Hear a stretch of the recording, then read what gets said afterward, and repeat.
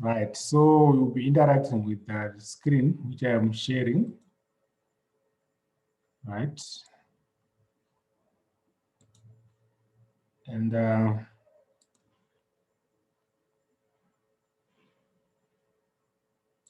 everything else we'll remove from our view so that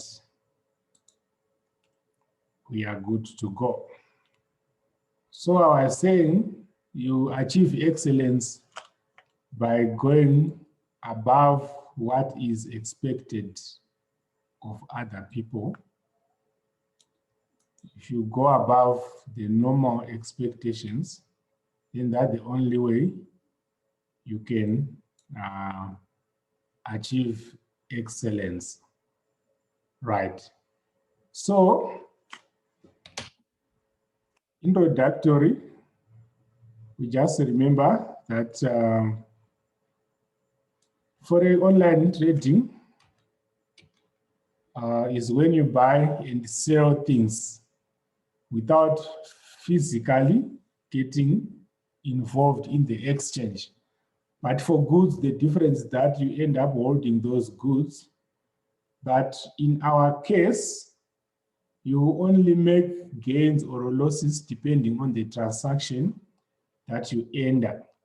So on online forex trading, in our case, we use the selling and buying of currencies, which we go to the markets using those platforms that we use. For us, we are using XM, right?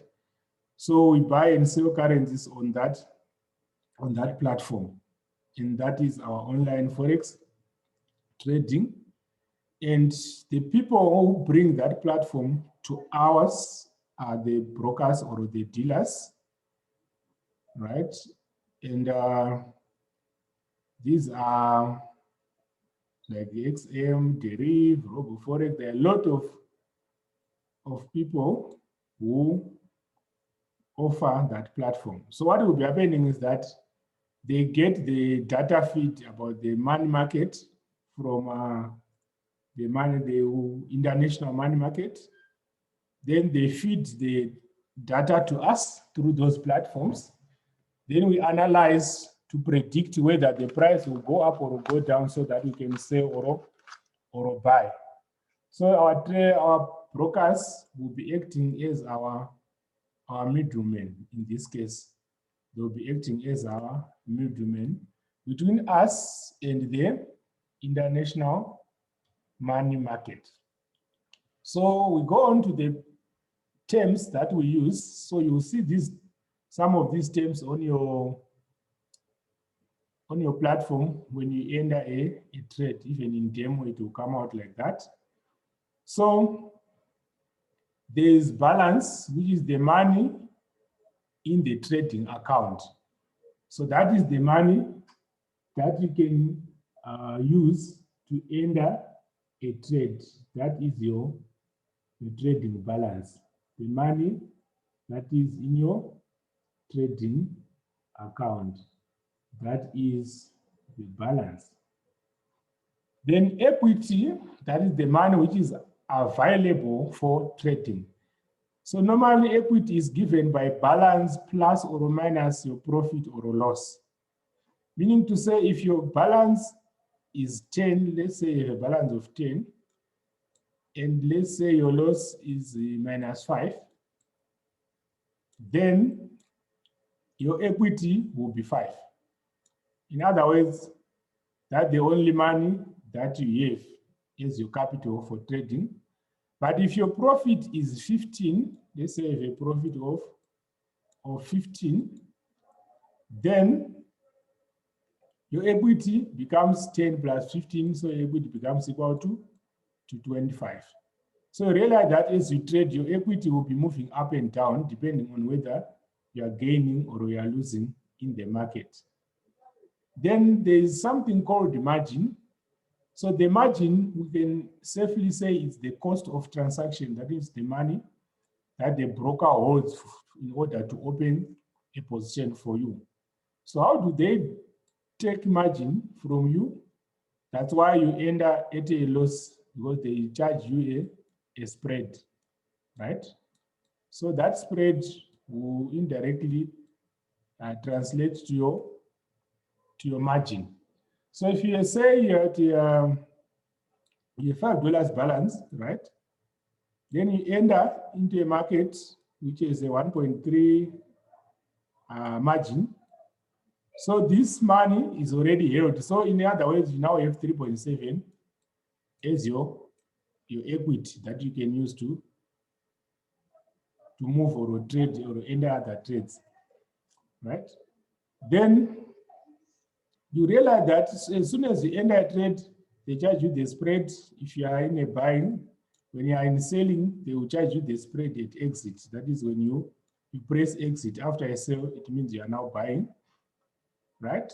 So there's what is called free margin, which is now the money which is still available for the broker to take and open a trade for you. That will be equity minus margin.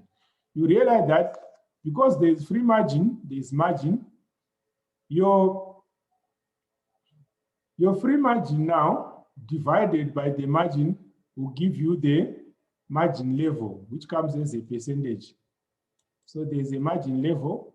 So if you look at your demo, you find out it will be written as a percentage, right? So it will be your free margin divided by the margin, maybe multiplied by, I don't know, 100 or something.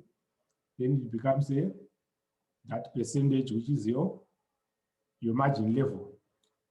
So when we talk about margin level, the broker has a minimum margin level for which he can still keep opening your holding your trade. So let's say is 50% as the minimum margin level. That means when your margin goes at 50%, he closes your position. When he closes a position, we call it a margin call. So you have made a margin call.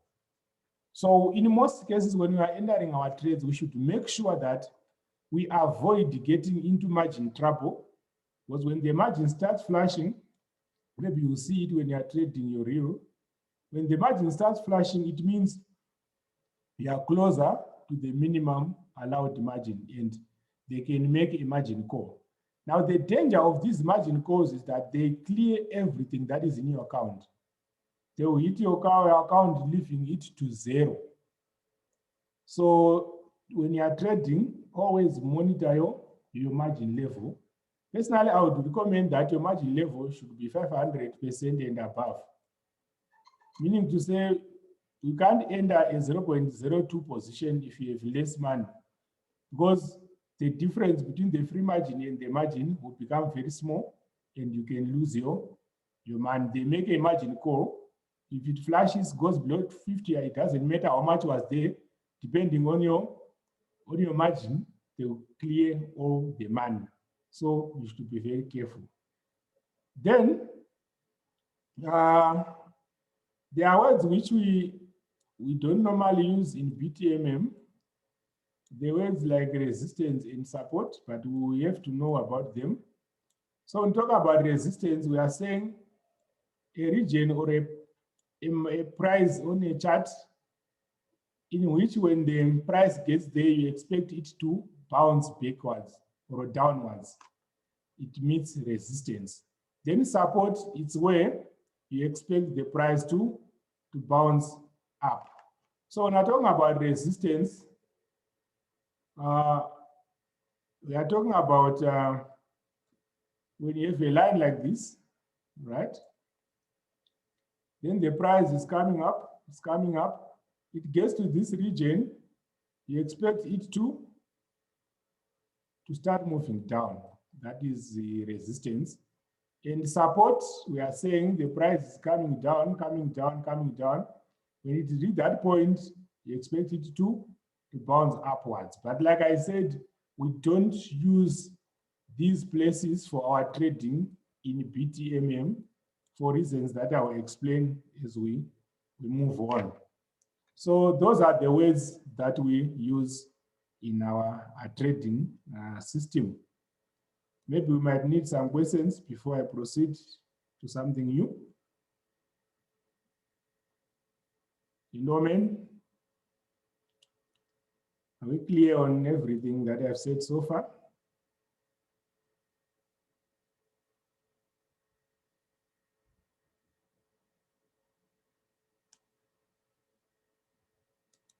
Hello? Okay, proceed, sir. Okay. We should make this very interactive. We'll put a chart, whatever, so that we move on very, very well. Remember, this is a paid thing. It's not free, so you have to make sure you get everything that you need from here. So some of these things I'm just saying, but I know you know them, but it gears us up into what we are doing today. So what do you need in order to trade? Obviously, you need a reliable internet connection.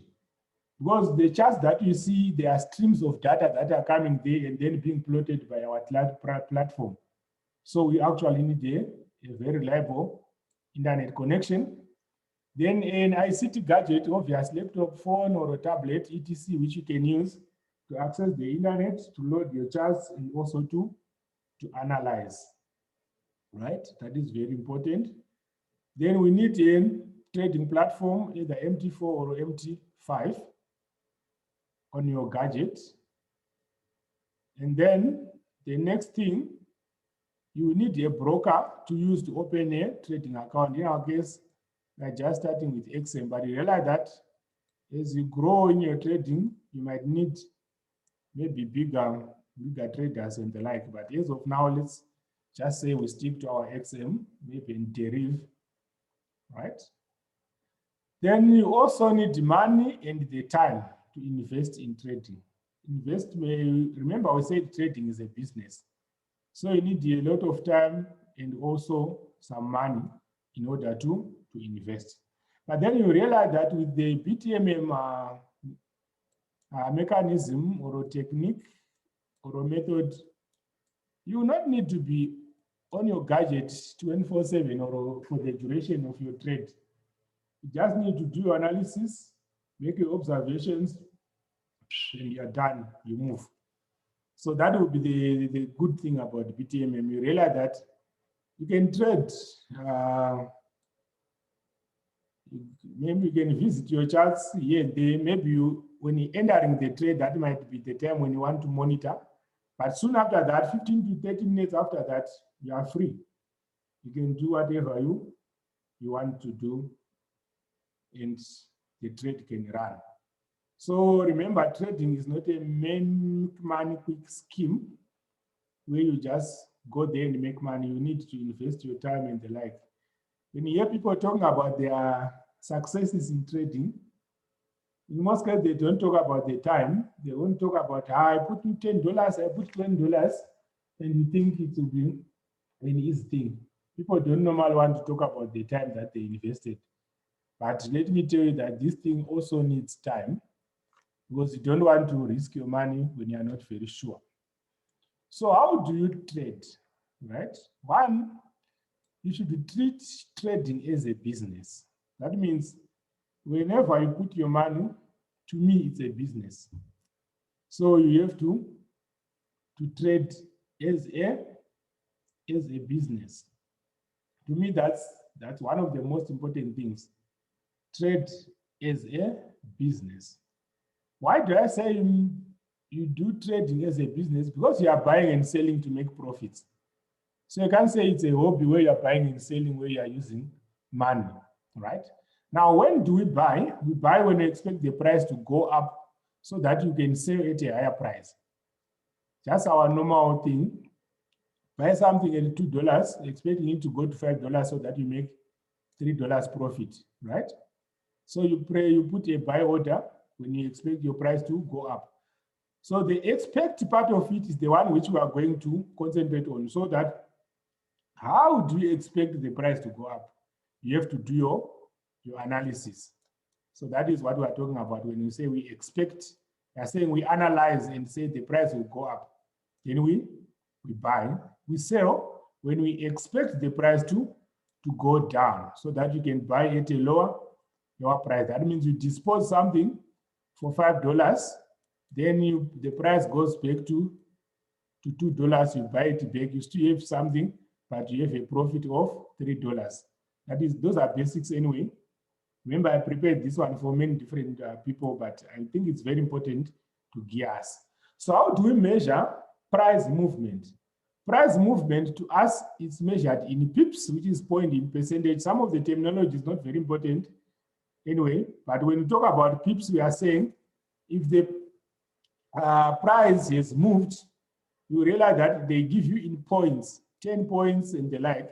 That would be 1 pip. And so that is the most important thing that we want to be dealing with, right? So the smallest price movement will be represented by the 4th digit after the decimal comma in most cases, except for, right? Oh, my connection had gone down, but at least I'm back. Let's proceed. So I was saying, when you see your points, there will be multiples of 10. So if you divide those points by 10, those are your pips. That will be either gaining or losing. And then those pips also, they come with a pip value. That means each pip has its own. Yeah, my connection is up and down. I hope it stabilizes. Right, so I was saying, when you trade, you want to predict the direction of the price movement so that you can place your buy or sell order. Then you also try to predict the number of pips that the price will move in order to predict your profit, which we call our TP. That is also very important.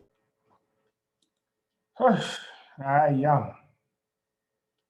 The network is troublesome. Okay, let's pick up slowly. So we want to try and anticipate the possible moves against your prediction also, so that you can see your risk. In other words, when you enter a trade, you also want to manage your risk, just in case you are wrong, or just in case your analysis made you enter a trade too early, or just something like that. So you also have to measure and see your TP, your expected gain, and your stop loss, your expected loss, if the price is going somewhere else.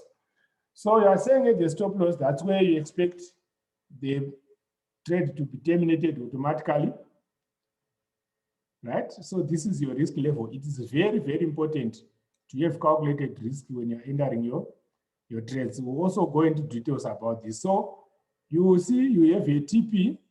Again, you don't just place a TP. You look at other things which we have discussed so that you can see if you can actually get 20 pips, 50 pips, or the like. You have to make an analysis. But on the stop loss, look at your equity and see if how much you can risk without being booted out of the trades, right? So let's say you have $10. Maybe you put 10% risk, that is $1. So what you are saying is if the price moves away from my prediction by 10% of my equity, I'll move out. But then the best thing is, if you realize that the price is acting in a way that you didn't expect or you had not predicted, the best way is to just quit the trade before it goes too bad. Because sometimes you hold on to a trade, you think it will behave the way you want it, then you end up losing everything. So that is also very, very important, right? So when I talk about the price chart, we are talking about something like this, which we are seeing there. So we are saying these are the prices. For my case, I used a red for a movement downwards, and I used green for movements upwards, right? So in that case, what you are saying is when the candlestick moves down, the price is going down. If it moves up, the price is going up. So our analysis will help us to predict, let's say at this point, to predict whether the price will go up or will go down. That will be the major thing about whatever we're going to be talking about today.